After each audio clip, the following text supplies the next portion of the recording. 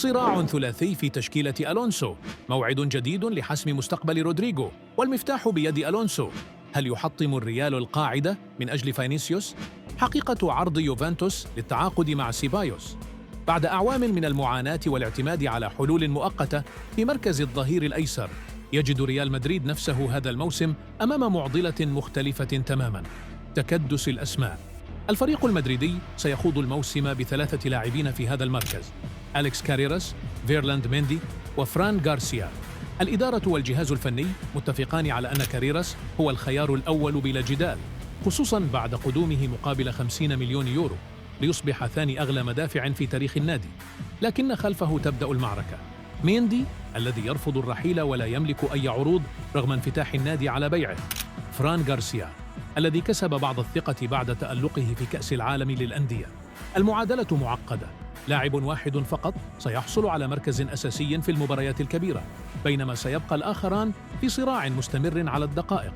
عودة ميندي من إصابته الطويلة والمقررة بعد التوقف الدولي في سبتمبر ستزيد من حدة المنافسة، ومع إصرار تشابي ألونسو على مبدأ المداورة يبقى السؤال: هل تكفي هذه الاستراتيجية لاحتواء وفرة يصعب إدارتها؟ كشفت صحيفة ماركا الإسبانية أن وضع رودريغو داخل ريال مدريد لا يزال مرهونا بمدى اعتماد المدرب تشابي ألونسو عليه في الفترة المقبلة، حيث قد تتغير الصورة في يناير إذا ظل اللاعب بعيداً عن حسابات الفريق. ورغم ذلك تؤكد المصادر أن الجناح البرازيلي يفضل الاستمرار مع النادي المدريدي، مستبعداً أي انتقال مفاجئ في اللحظات الأخيرة إلى مانشستر سيتي، النادي الذي ارتبط اسمه به في أكثر من مناسبة. وتشير التقارير إلى أن رودريغو الذي يطمح للتواجد في مونديال 2026 يدرك أهمية المشاركة بانتظام لاكتساب ثقة المدرب كارلو أنشيلوتي، حتى وإن لم يتم استدعاؤه لبعض المباريات الودية أو الأقل أهمية. وفي الوقت الحالي يبدو أن مسلسل رحيل رودريغو يقترب من نهايته، إذ بات اللاعب أقرب من أي وقت مضى للبقاء مع ريال مدريد هذا الموسم، خاصة مع امتلاكه عقداً ممتداً حتى عام 2028.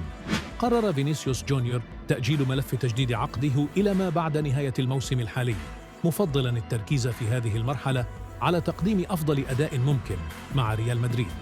وأوضح اللاعب أن تحسين مستواه على أرض الملعب سيكون مفتاحاً أساسياً لتعزيز موقفه في أي مفاوضات مقبلة، مشيراً إلى أن الأولوية لديه الآن هي خدمة الفريق وتحقيق نتائج إيجابية.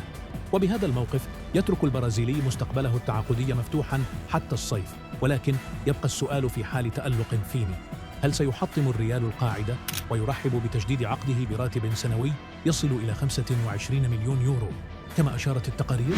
نفى الصحفي فابريزيو رومانو وجود أي مفاوضات بين يوفنتوس ونجم ريال مدريد داني سيبايوس، مؤكداً أن ما تردد في الساعات الأخيرة عن اقتراب اللاعب من الانضمام إلى السيدة العجوز غير صحيح تماماً.